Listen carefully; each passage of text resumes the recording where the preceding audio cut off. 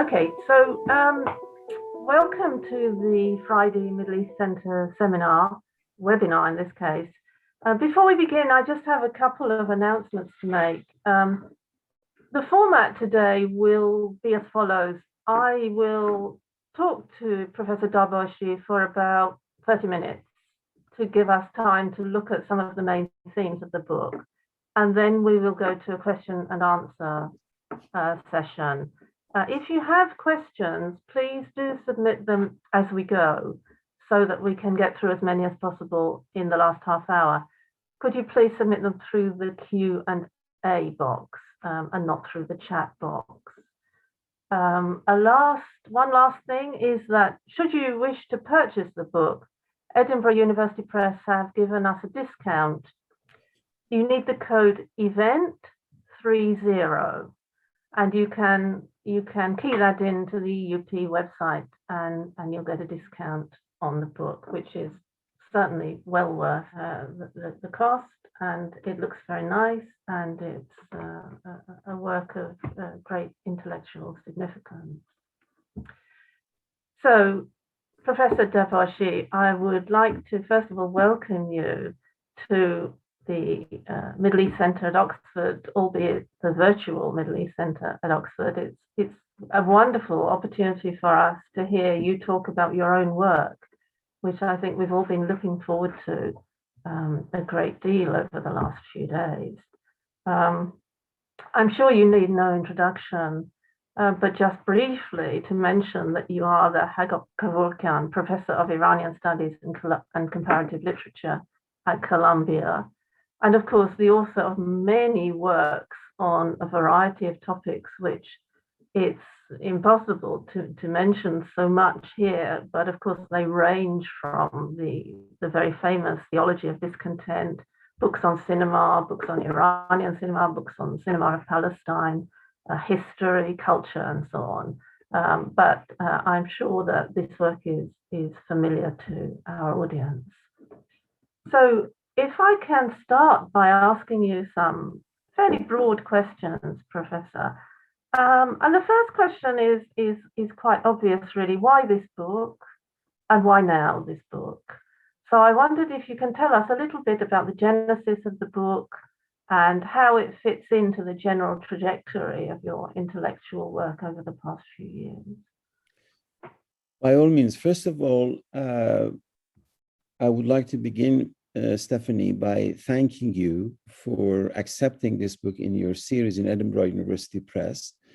As I'm sure you know, I'm a great admirer of your scholarship, and I was delighted that you have this series with Edinburgh University Press, into which you generously and graciously accepted my book. Thank you for chaperoning the book into final fruition. I'm grateful. I'm also delighted to see Eugene Rogan with us. I just reminded him that he's one of our alumni, and we miss him right now because I'm the director of undergraduate studies. I look at him as he was a 18-year-old coming to Columbia.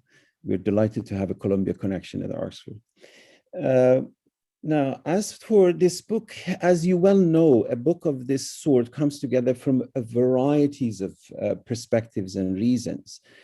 And if I were to start somewhere, I would say the book has started from its end. The last chapter, you remember the book on towards theology, liberation theology, post-Islamist liberation theology, that I had written on post-Islamist liberation theology on varieties of occasions. But as you know, the origin of this idea with my dear friend and colleague, Asif Bayat, and also with Olivier Roy, who have been writing about post-Islamism. I have my own take on it, but the question of the theology of post-Islamism was preoccupying me. And then habitually, I kind of thinking in terms of two bookends. I wanted to begin somewhere and end somewhere. It naturally went to Ali Ahmad. As you well know, Ali Ahmad is a seminal figure, a quote-unquote controversial figure. People either deeply love and admire him or the other way around. And as I say early in the book, I grew up with Al Ahmad, as all young people grow up with their fathers. Initially, they think it's God's gift to humanity. Then they think, oh God, how could this man be my father? And then finally settle with, oh, he's just a man like everybody else.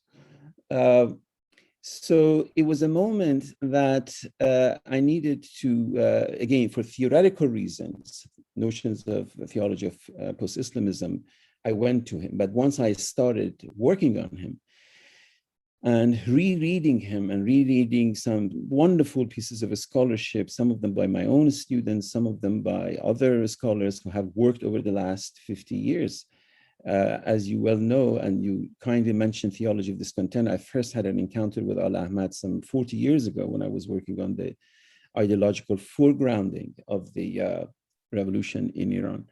But since then, a lot has happened. Wonderful work has been done, both in Persian and in English, and occasionally in other languages.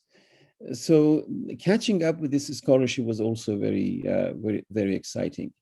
But perhaps the most significant discovery as I was writing was this 4-volume of correspondences between Ali Ahmad and his wife, Simin Daneshvar, eminent novelist of her own right. And you may recall that halfway through, as I was writing, I wrote to you and Nicola saying, well, I've just come across this and I will probably need another 20,000 more words or so as I was writing. That chapter became crucial in what I call gendered voice of Ali Ahmad that reflects on many aspects of his writings. The other point that worth mentioning is I just finished a book with Cambridge University Press on travelogues of the 19th century, reversing the colonial gaze, in which I cover about a dozen or more travelers from Iran and India who go to around the world. And much of this literature has been read exclusively for the European part of their travelogue rather than the entirety of their travelogue. And one of my point of contention was actually to looking at the entirety and not just the European part, which sometimes is only a small part of the book. So that background came to my rereading of his travelogues, his major for what he called 4 qiblas. So his trip to Soviet Union to attend an anthropological conference, his visit to United States for a fellowship at Harvard that Kissinger had organized. And then, of course, his trip to Mecca, his famous trip to Mecca and writing his travelogue, his Hajj pilgrimage, and also his trip to Jerusalem.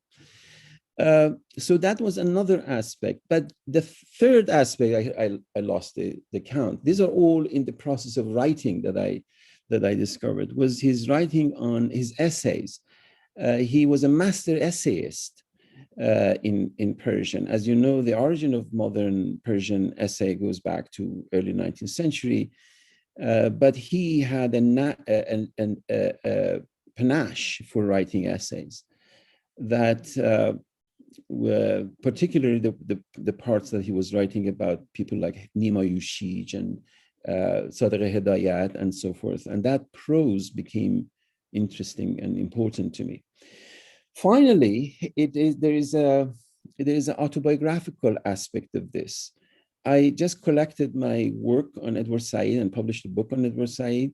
Ali Ahmad, as you know, was probably, or more than probably, was the Edward Said of my youth as I was growing up. And Edward Said was Ali Ahmad of my adulthood. So these two books kind of reflect each other. And there's a serious aspect of autobiographical narrative in the book. That is, I'm beginning to kind of have a recollection of how things happened that I am where I am. So all of these things came together, gave the book a theoretical consistency, sort of marching to pivoting towards the end of the final chapter. That is not just the life and legacy of Ali Ahmad, that actually moves towards a direction that colleagues in contemporary Islamic studies, Middle Eastern studies, people interested in post-Islamism, the writings that have appeared, etc., they can find things in it that is not just exclusive to Ali Ahmad. So that, in a nutshell, is how the book came about. Are we really post-Islamist? Good question. We seem to be post-colonial and postmodern and post all sorts of things. But I wonder, could you explain a little bit what you mean about us entering a post-Islamist phase? My reading and definition is different from, slightly different from Asif Bayat and Olivier Roy. For me, Islamism, Stephanie, is a particular epistemic formation that emerges early in the 19th century, in which Muslim intellectuals of the generation of Jamaluddin al-Afghani, Muhammad Abdu, Rashid Rida, that generation of Muslim critical thinkers and intellectuals are far more important actually than European Orientalists. What they are doing in the work that I have done, I describe it as follows. They are actively engaged in a radical transformation of the spectrum of Islamic intellectual history into a singular site of resistance to European colonialism. And this generates a particular episteme of ideology production that, again, we can say starts with Sir Syed Ahmad Khan or Al-Afghani, Rashid Rida, and just comes forward ultimately to figures like Ali Shariati. But then what I mean by post-Islamism, that is that this particular episteme of knowledge production and ideology production ultimately exhausts itself. In my book on Islamic Liberation Theology, Resisting the Empire, I mark the events of 9/11 as the end of Islamism. Not people were looking at it as the beginning of Islamism. I said, no, Islamism has ended. There is no, people were reading Osama bin Laden, some of my own colleagues for hints as to where his theology is moving. And my argument was that there is no theology. These are visual productions. This is violence for visual effect without any moral, imaginative, political, economic project behind the spectacle. It was just a spectacle. So let's say from Napoleon's invasion and occupation of Egypt to events of 9/11, that period is a period of ideology production conducive on this binary between Islam and the West. And my argument is that that binary has exhausted itself, is not producing ideologies and thinking and critical reflections anymore. It has done it for worse or better, whatever it is, has done. We have entered in the period of what Hart and Negri call in their book Empire, a period that empire has no center. So I said the World Trade Center is a misnomer. World trade doesn't have a center. And because of the amorphous nature of capital, we have an amorphous empire that has no center. It is all over the place. Islamic critical thinkers have lost their interlocutors. They don't know who they are talking to. And this is what I mean by post-Islamism. I have to control myself not to talk too much, give more chance for you to talk. Can I ask you about the title of the book, The Last Muslim Intellectual? I think people would be interested to hear you explain why you adopted this title. And I would also like to ask, was it intended to be a little bit provocative? Oh, absolutely. Yeah. Absolutely. No doubt. And if you may recall, initially, not you, but Nicola, our editor, was a little bit suspicious of the title, but I insisted and she agreed. Yes, it is intended intentionally to be provocative. I was talking to another launch with colleagues in Mexico and Spain, and the colleague from Spain, Professor Lutz, was saying that she put it on the Twitter, and people started objecting. What does he mean, last intellect? What about this? What about that? Etc. And my response was, and my response is, that famous joke that old-fashioned ways when we went to cinema and who done it, you didn't know who has done it, and if you didn't tip the usher when he sat you down, he would whisper to your ears, the butler did it. So I don't want to I don't want to tell, I want my audience, it is teasing my audience in a way, but I also mean it genuinely. That is a period of a particular mode of critical thinking that I place Al Ahmad next to Aimé Césaire and Fanon and so forth, that in that epistemic constellation of critical thinking, he was the last Muslim intellectual, after which we entered a period of sectarian bifurcations and positioning in which Muslims stop being conversant with the world. My objective is capture a moment when Muslims are conversant with the world. In a book that I published a few years ago, maybe a decade ago, Being a Muslim in the World, I define Islam as a quintessentially dialogical proposition. Islam has always been in dialogue with Greek philosophy, with pre-Islamic Iranian literature, with Indian wisdom literature, etc. It has always been dialogical. Islamic theology emerged in conversation with Jewish theology, Islamic philosophy in conversation with Greek philosophy, Islamic mysticism in conversation with Buddhism and so forth. And the same is now. That is the period that culminates in Al Ahmad. This is why I create a multifaceted and a sculpted character that, yes, he's a Muslim. Yes, he became a member of the Tudeh party. And in many ways, he was drawn to Marxism, initially to nationalism, anticolonial nationalism, then to third world socialism, then to existentialism. And all of these phases, when he was translating Sartre, Camus, and so forth, yeah, he was genuinely an existentialist. That ease and facility and generosity and catholicity of learning were not in opposition to his being a Muslim. Many people thought that when he wrote his Hajj pilgrimage, that he returned to Islam. And my argument, he's never left Islam for him to return to Islam. And even in his Hajj pilgrimage, at the end, he says very bluntly, he didn't go to Mecca to find God, because he says people who want to find God, God is everywhere. I went to find my deceased brother. So yes, in answer to your question, it is a provocative title, intentionally so, but it is also meant as an argument. It's not just there. It is an argument that people can accept, reject, modify, oppose, agree, etc. You make some very large claims for the significance of Jalal Al-e Ahmad.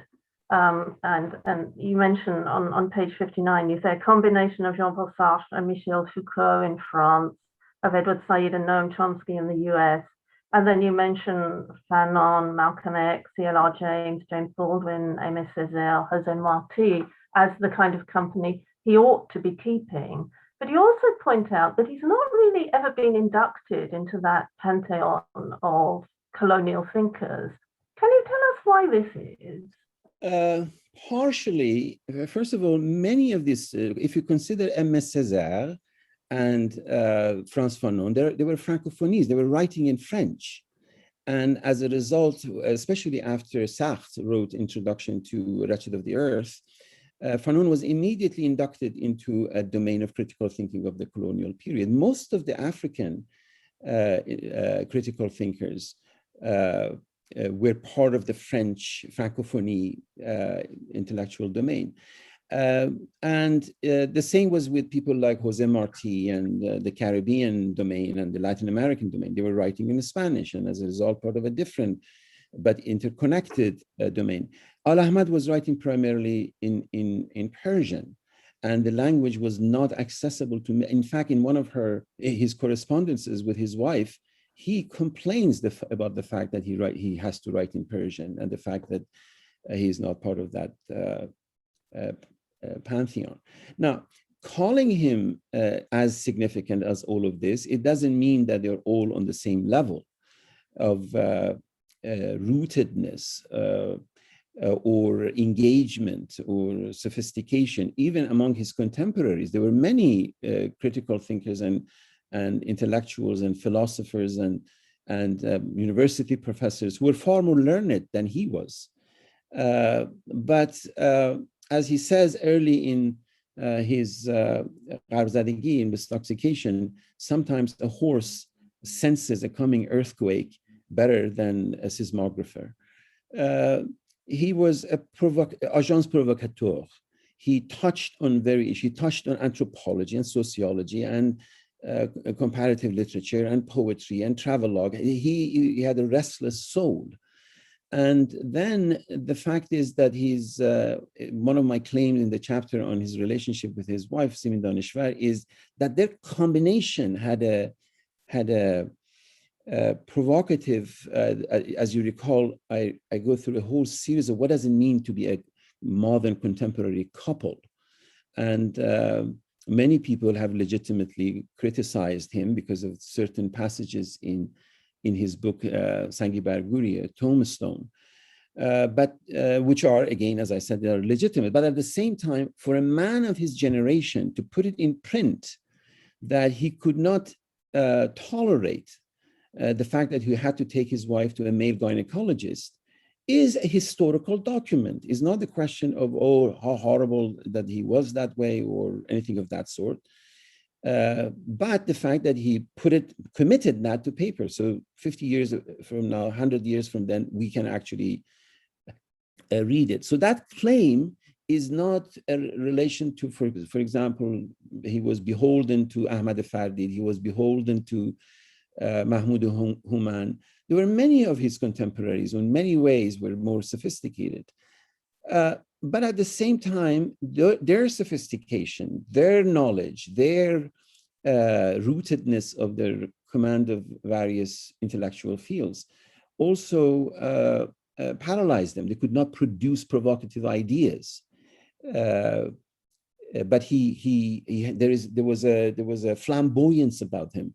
There was an engagement. The same is with Edward Said, if we jump this way, that Edward Said made comments about a number of his major book, Orientalism.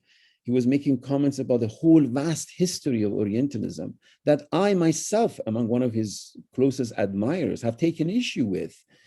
But at the same time, there was a theoretical courage in the writing of, say, Gharzadegi. As you remember in the chapter on Gharzadegi, I'm very critical of him. Almost half of the book is gibberish. It is only really one chapter that is provocative and engaging. So I'm neither, as I said at the beginning, I'm neither a great admirer of him, no dismiss him, no blame him for Islamic Republic. The trajectory of the book goes somewhere else, again, towards the end of the book and what it means to engage, to be a Muslim intellectual. And I have thought him always that he is a Muslim, he is an intellectual, but what does it mean to be a Muslim intellectual in his time and then in our time? You paint a very intimate portrait of their marriage, of the marriage of Ali Ahmad and Simin Daneshvar. It's quite moving, but it is quite interesting what you say about them becoming a kind of role model for a modern marriage, with all that's a very freighted kind of responsibility to have. And in a way, it is a warts and all portrait, isn't it? He does come across. He must have been a very difficult man to be married to, I imagine. And then we have the story of the affairs, and it becomes rather banal in the way that modern marriages do become rather banal.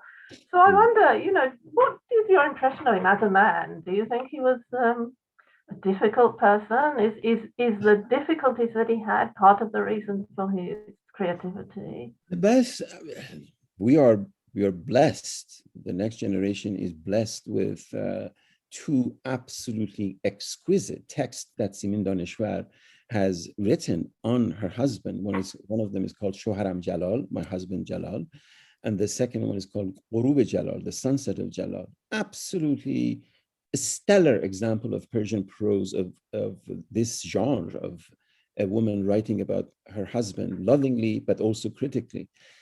Somewhere, I think is in my husband Jalal, Simin Daneshvar refers to him and says, Al Ahmad is the first draft of what people know as the final draft. So as a husband, he is the first draft, and then people know in Persian we say Cherknevis and Paknevis, that I know him as the first draft, but the world knows him as the final draft. As a model, one of the most moving parts of their correspondences is precisely the moment of his extramarital affair and the struggle that she has to come to terms with this, and writes to him. I mean, there is a period that I navigate when she addresses him Mr.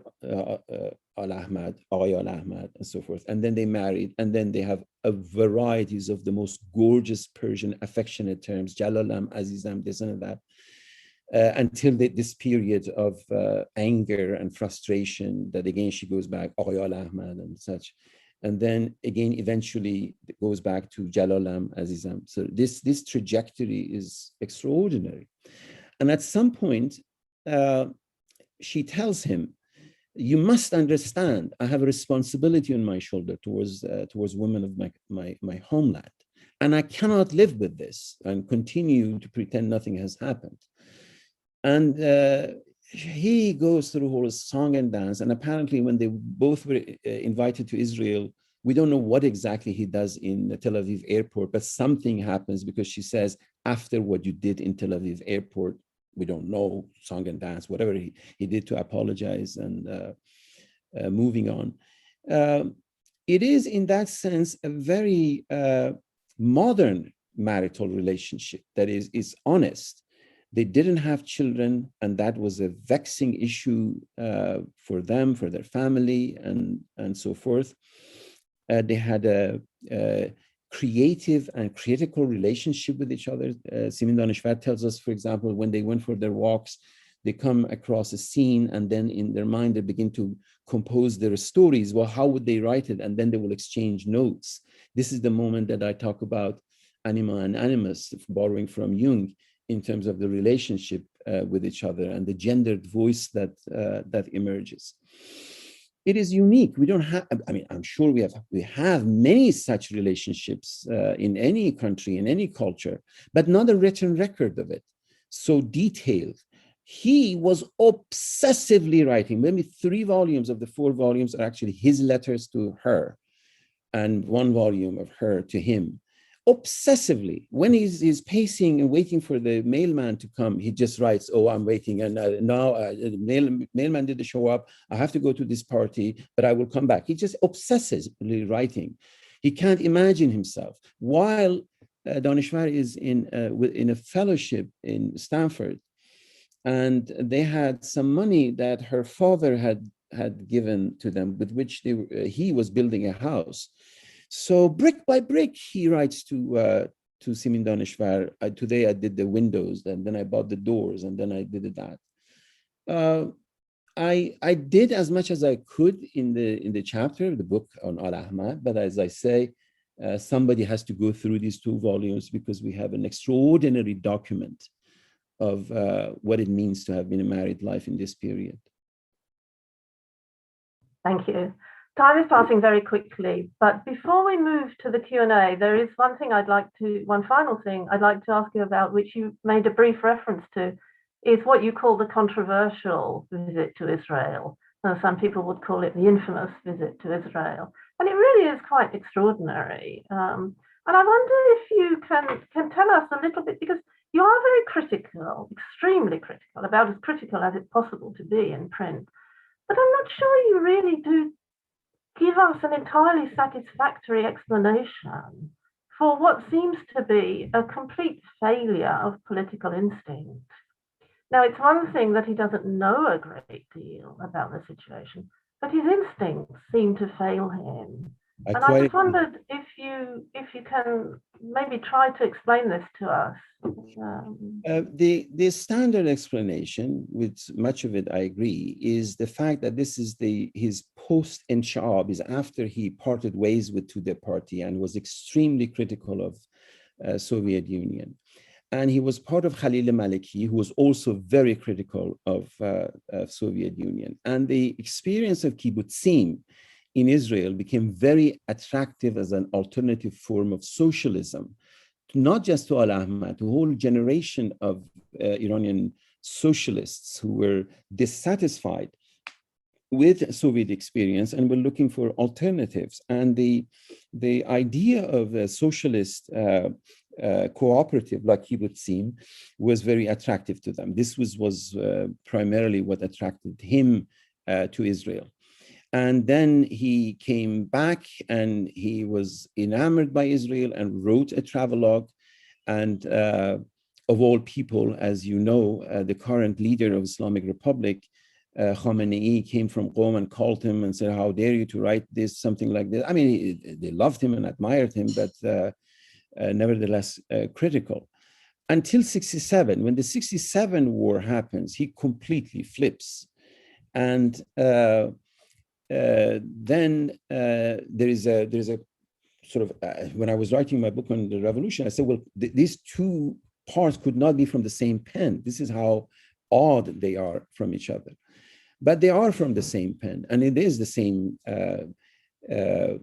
person who, until 67, thinks one way, and after 67 thinks another way. What I also did in this book that I had not done before was look at the writings of people who were close to him, like Reza Barahani and so, because his brother Jalal Al-e Ahmad was a devotee of Islamic Republic, casted a very different look, including the conspiracy that he was killed by Savak. There is no such thing as a nonsense. But when you read people like his contemporaries, critical thinkers like Reza Barahani, you see that Reza Barahani at some point says, Al-Ahmad was lucky that he was alive when 67 happens, so he could sort of reconceptualize his encounter with Israel. So I wouldn't say, yes, the notion of failure of his instincts is true, but at the same time, there is something in the period of post-delusion with the Soviet Union that they were looking for alternative modes of socialism that in part at least explains their attraction to Israel. I can see we have a large number of questions, so perhaps I'll ask Professor Rogan to begin to introduce the questions. Eugene, if you could.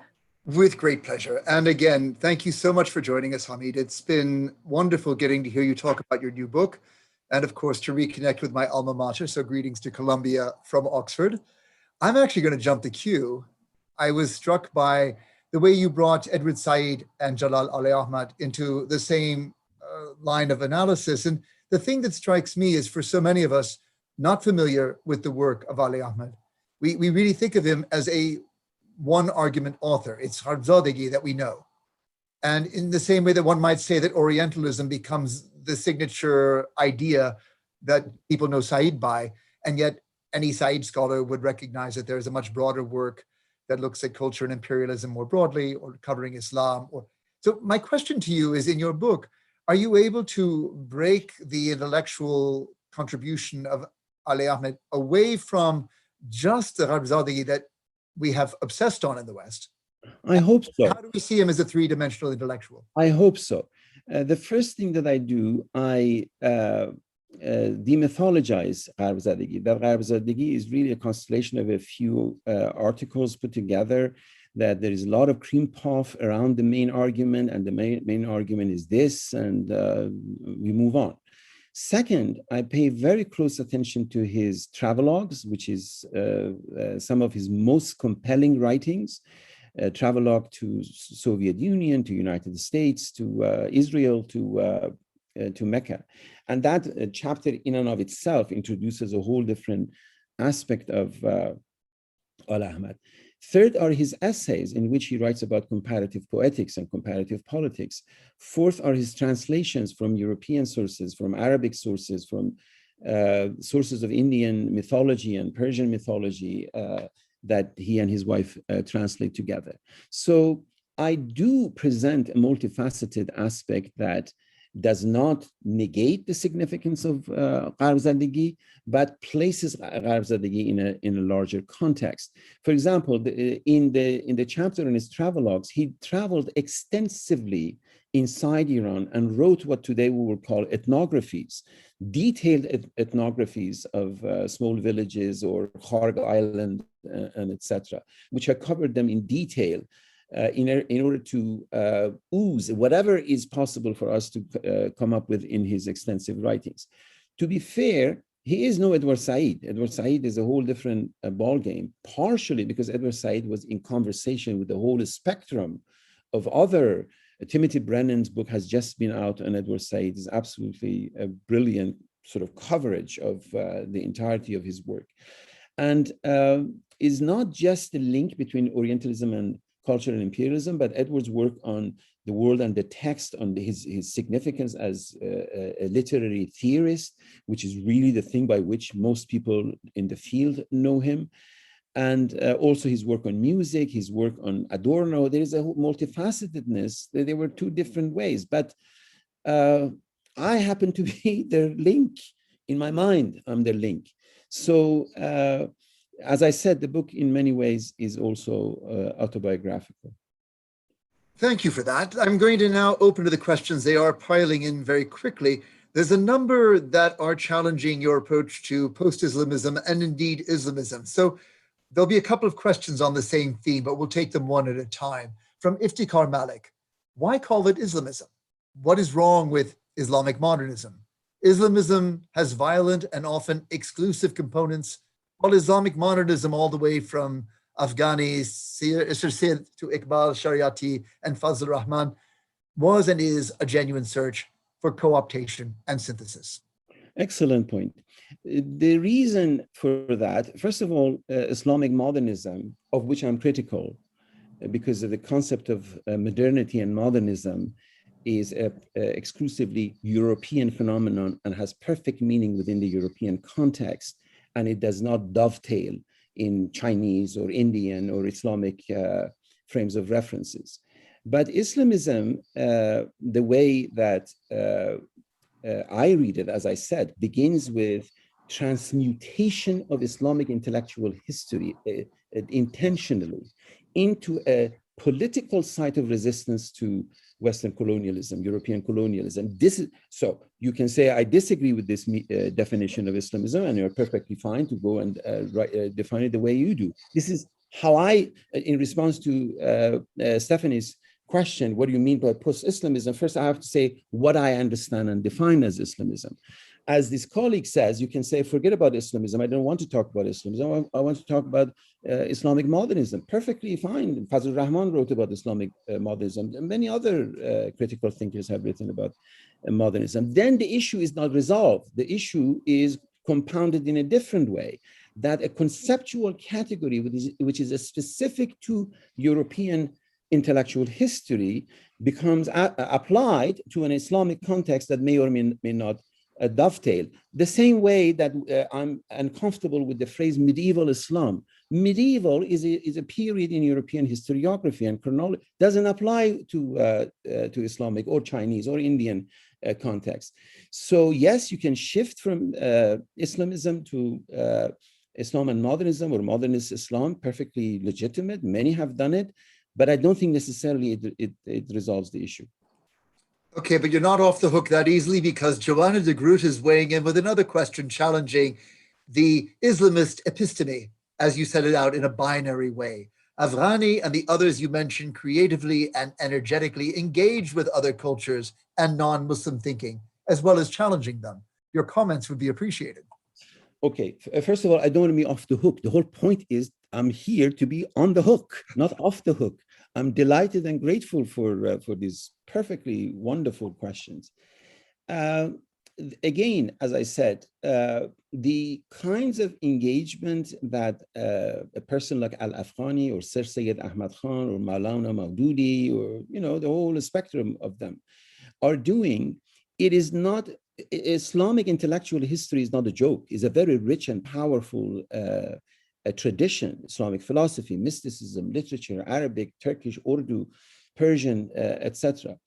Transforming it under colonial duress to come and respond to European colonialism. This is what constitutes the epistemic formation of a certain kinds of ideology. This is what I mean.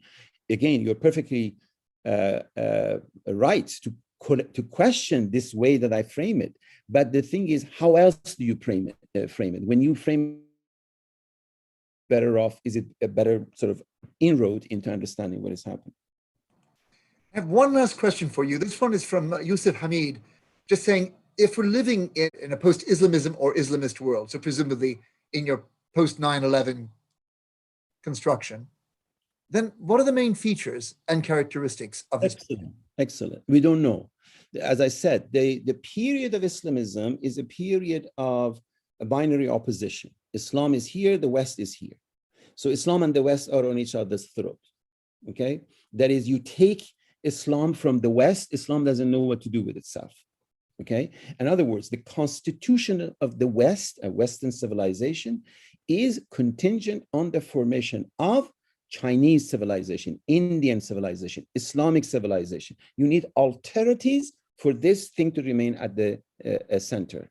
The exhaustion, epistemic exhaustion of this binary, which I use sometimes the metaphor of the Twin Towers right here in New York, the collapse of the Twin Towers, or the Buddha statues in Afghanistan, in Bamiyan, the collapse of, this is the collapse of this binary. The binaries don't, now, this is not sort of a speculation. It is predicated on my reading of globalized capitalism, namely the capital doesn't have a center. And New York is not the center, nowhere is center. You pick up the phone and this very instrument that we're using is 18 hours, backbreaking hours of migrant labor in China. Has nothing to do with Steve Jobs or Apple. That is, this amorphous disposition of the operation of globalized capital has translated into amorphous operation of empire. And this is, I mean, again, this is not my argument. This is Hart and Negri, with which I totally agree.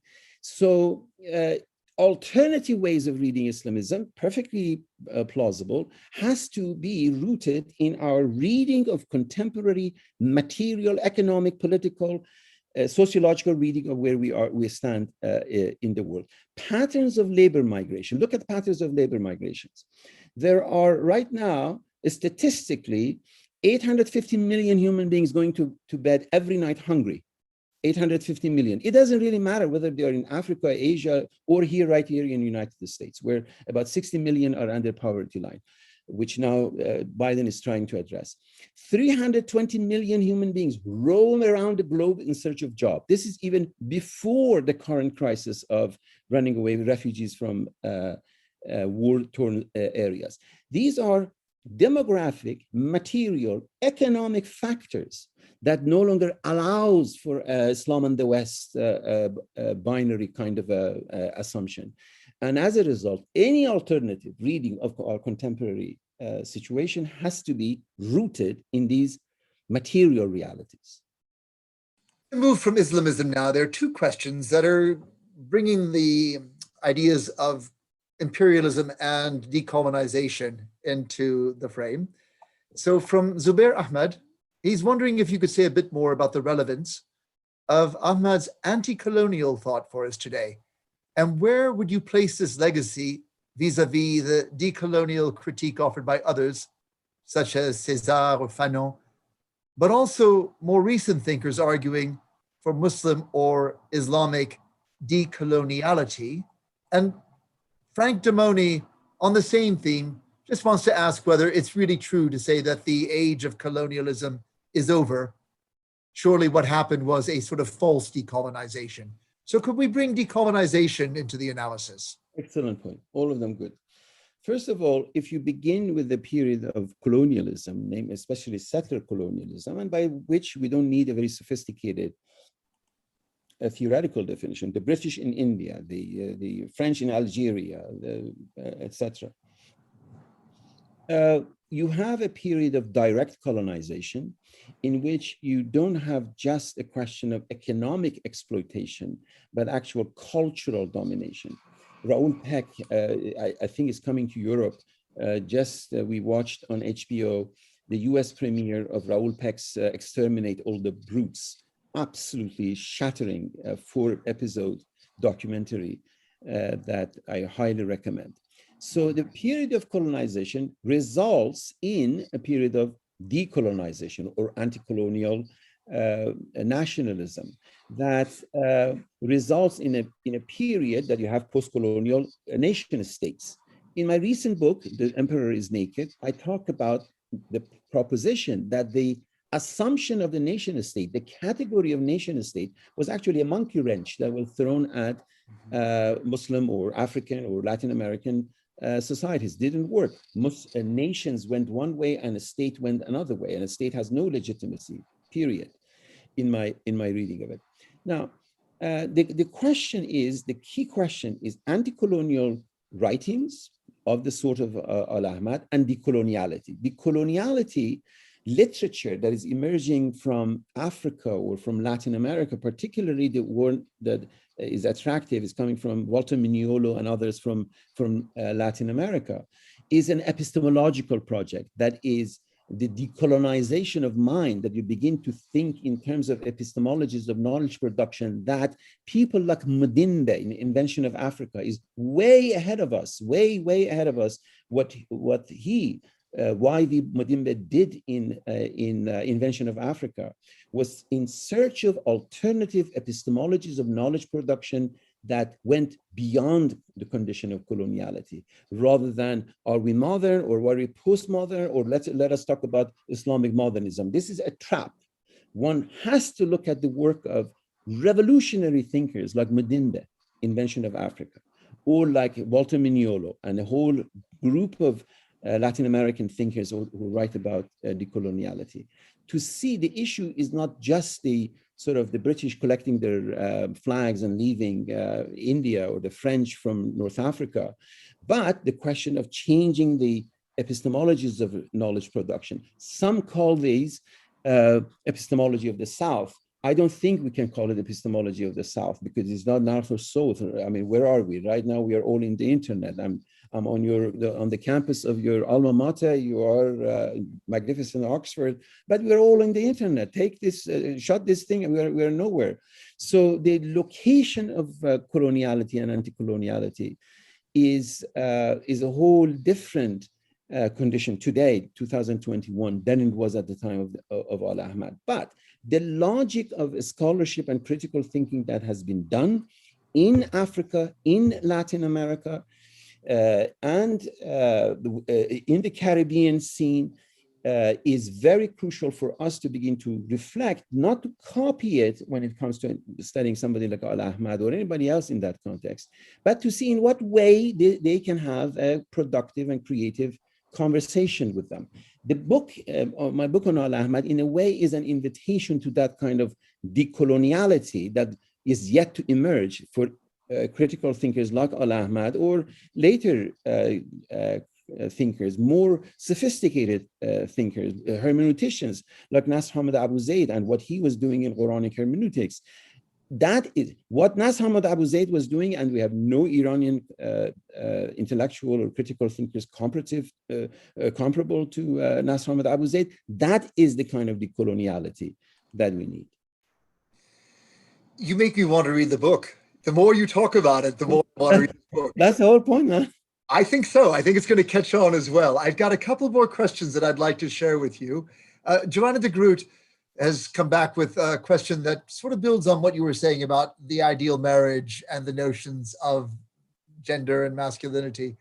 And so Joanna asks if you could comment on the importance of a gendered analysis of Ali Ahmad's life and work, using categories of masculinity and misogyny, and linking them to the wider trends of sexism and misogyny in modernist Iranian intellectual life, and thinking in the mid and late 20th century. That's to go beyond the biographical approach to those issues. Ali Ahmad, like in fact, like his wife, Simin Daneshvar, when she is writing Savashun, she is in full command of an entire history and an entire genre of writing fiction, which is far superior to anything that anybody like Ali Ahmad could ever write when she's at her writing desk, room of her own, as it were.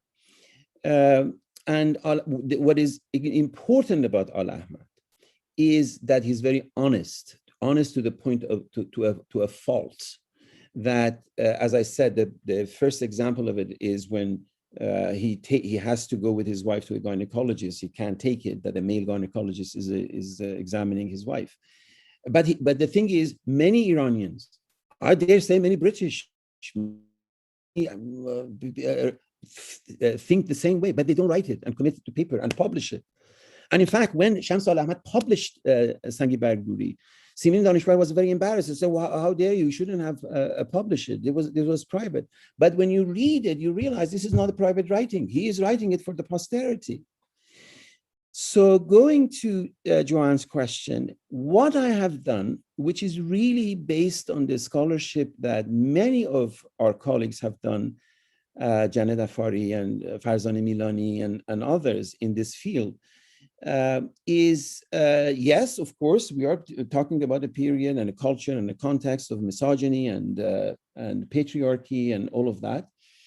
But at the same time, something is happening in the core and context and texture and tenor and discipline of their relationship with each other. When you read them closely, that you see the vanguard of a different kind of reading of gendered voice, okay, becomes evident. And here, literary scholarship, the fact that say through Bakhtin, we can talk about heteroglossia, or through Jung, we can talk about anima and animus, allows us to begin to tease out from their factual writings, not imaginative, wishful thinking, evidence of a different kind of gender relationship that we hope will eventually emerge. Because this cannot just be, as I just wrote, something, what's her name? The late queen, the former queen of Iran just made herself look like Audrey Hepburn. Well, we can do that, there are plastic surgeries, there are all sorts of things.